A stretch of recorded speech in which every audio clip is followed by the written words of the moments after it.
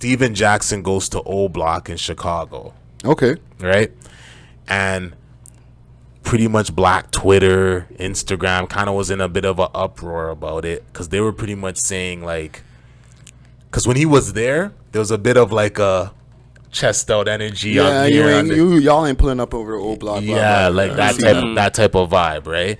And I seen a lot of people on Twitter kind of proposing like, why is it within our culture we make it and then we feel, I don't mean giving back when you go back, but just being within dangerous territory is like a badge of honor. Like what? Like why is that? Why do we feel that's a badge of our honor within our community?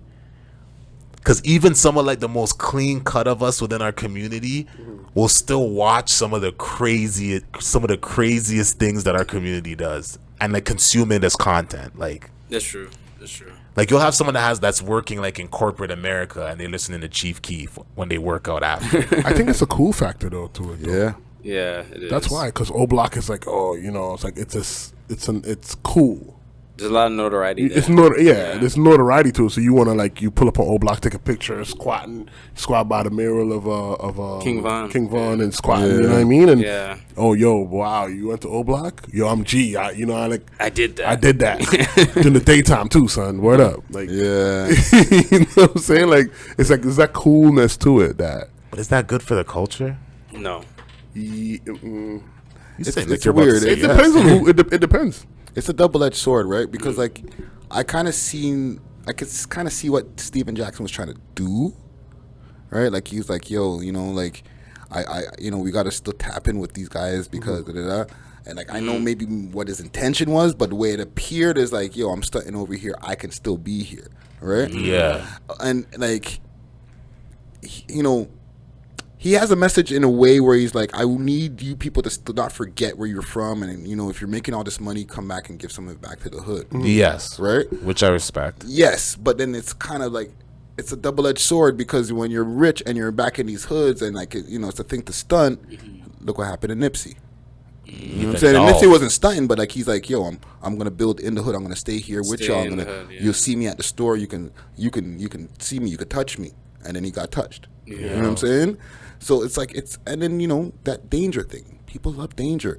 You know what I mean? That's why Richmond Hill's gonna be watching fucking Chief Keef, right? Yeah. This is why you know how many square girls I've knocked down over the years while I was still like fucking hustling, fam. Like they would get in the car with me, fam.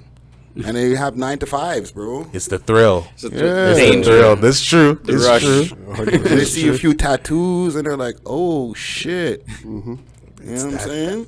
I always wonder what that was. Are we going to the trap spot now? Oh my god! Just stay in the car for me. I'll be right back. We're going to the trap spot. They're excited, like treating it like the opera. That's why. I've driven around. Like, and this is way past the statute of limitations, but I'm talking about like I've driven around with work on me, fucking burners and all that with the squarest chicks, and they know it's there. They love that shit. They love that shit. They love that shit. They love that shit. They love it. Like it's a movie. I wouldn't get in the car with me now if I knew I had those things in there. Yeah, no. You know what I'm saying? But she did. She just watched Belly and she wanted to be Keisha. Her parents are from like fucking Coburg or something. You know what I'm saying? Shoot the boonies. Yeah. Way out there. Yeah. That is. I don't know. I just welcome to Toronto. That is a stockbroker. Yo, I don't know what it is. I always wonder what it is about our culture. Again, it's a coolness, man. I'm telling you. Yes, cool. We define cool. Farms. We define cool. Yes. Don't let that go over your heads. I've dated girls who their parents come from farmland, fam, and they want to get with a nigga like me, fam. Like I know I can like speak more articulate and maybe try to get into like some of their spaces sometimes. Yeah. But I'm still that same nigga. I've done time. I've done all that shit, and I let them know this, and they don't run. No, they want that. No, they like that. They like They that. like that. They like that, fam. Danger. Danger. They love that. They love that. They love that. I never understood it, but I get it. The risk factor, the edginess. I always thought that was crazy though for our community. I always thought it was. But then I'm guilty of it. I listen to all the drill stuff. Yeah. I know what it's doing in the community. I'm still gonna bump it after. It's horrible. It's horrible. Fire, yeah. But I just wonder what it is about us that we just. I don't know why we were like that. Why are we wired that way? Just as humans, not even just black culture. Like we just love like even in the 90s, like Wu-Tang, all those guys love that mafioso. Scarface, they all love that. Godfather, like, God, you know what I mean? They loved all that, like Goodfellas. Love Danger, fam. Have you ever really taken in what we used to listen to back in the days? Like, are you guys fans of Cameron? Yes. Yeah. Yes. Yeah. Okay, so then say less. Yo, he's like really taking in like what the man's going in his lyrics and saying, fam. Like, if you listen to SDE, bro, the intro track, he says the R word girls buries the skirts. He said that in his track, fam. We're like this.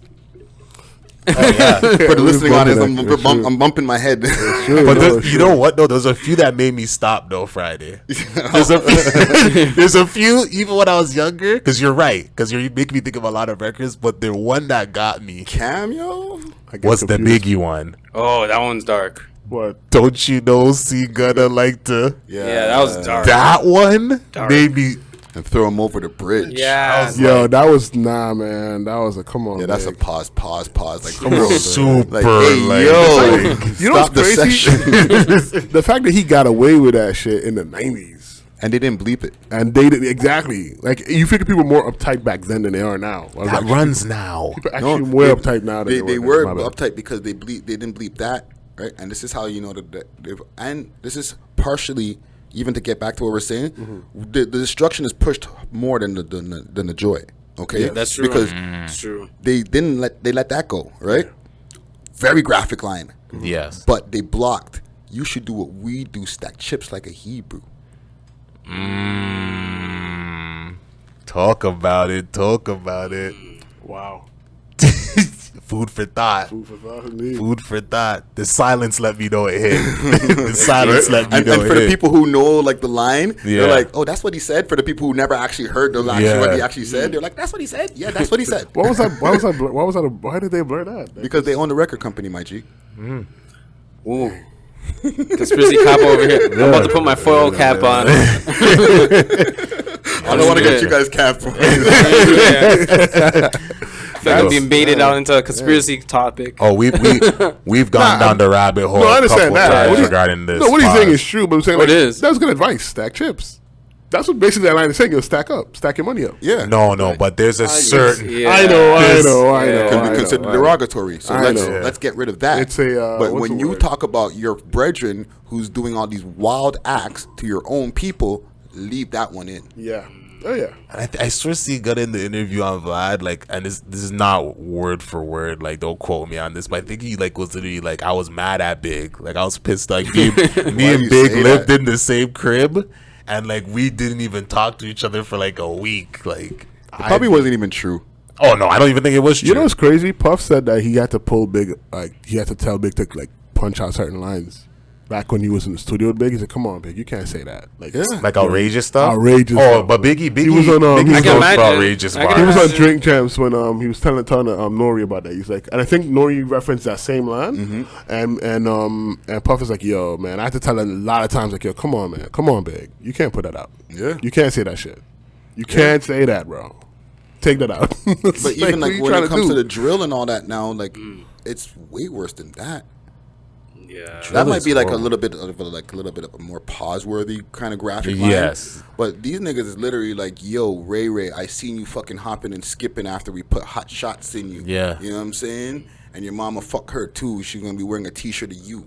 Yes, it's bad. Smoking on you. They're not even that good at rapping, so it don't even like sit in a nice metaphor somewhere. No, you know what I'm saying? It's just straight real graphic off. and it's right out there, straight to the point. Yeah, that's kind of like detailing a crime, man. Literally. Why do you think all these cases are I coming know, out? I know. And it's because they're not that good anymore. If they were better at rapping, like how the man like Jadakiss, those guys used to like embed their little things in, you know, I got the fucking, I'm selling that water in the fucking cherry red whip that looks like fucking strawberries. And, you know what I'm saying? Yeah. I'm getting that money off of fucking, and they use a code word. These niggas are, they're so unskilled that their lyrics are literally just like, oh, walk down the street, shot you in the face, and then turn, because they're, you know, I punch it in, you know, I don't be writing my shit ahead of time. I just go in the studio and say, nigga, you should write it because you're literally indicting yourself. Yes. Yeah. You know what I'm saying? Your imagination is so nil that you're just you're laying out the case. I think a lot of these artists came up on Lil Wayne and they heard Wayne just goes in the studio and spits and they thought they could do the Wayne thing. But Wayne has mad metaphors. Even if he used the shit metaphor 100 times, he's at least putting in a metaphor, fam. Like you're using a freestyle and your brain can still come up with a metaphor at the same time. That's skillful. Of just course. saying some shit that came off your head is not skillful, fam. You know. And that's what a lot of artists are doing right now. I'd say the majority in drill rap is punch in. Yes. Especially if you're someone who understands music and like you can listen and you can tell that they're punching in. Yeah. Wayne said, clap a nigga in his thigh and legs and tell him catch up like mayonnaise. Yes, come on. Wayne bars are so stupid. You came up with that off the head, bro. You're gifted, fam. Yeah, like he's different. I remember I ran home. I always will tell this story. Him and Gilly the Kid were beefing. And I'll never forget when Birdman, Rhapsody in the Basement, he's like, I'm going to make it hot. He put the red flag over the mic. Oh, yeah. Oh, my. Yo, Hello. It's I don't got time to deal with Willie the Squid. Like, he just went, you don't want to crash like La La La Bamba. Like, he was saying stuff where I'm like, what is this? Wayne was snapping, yo. What?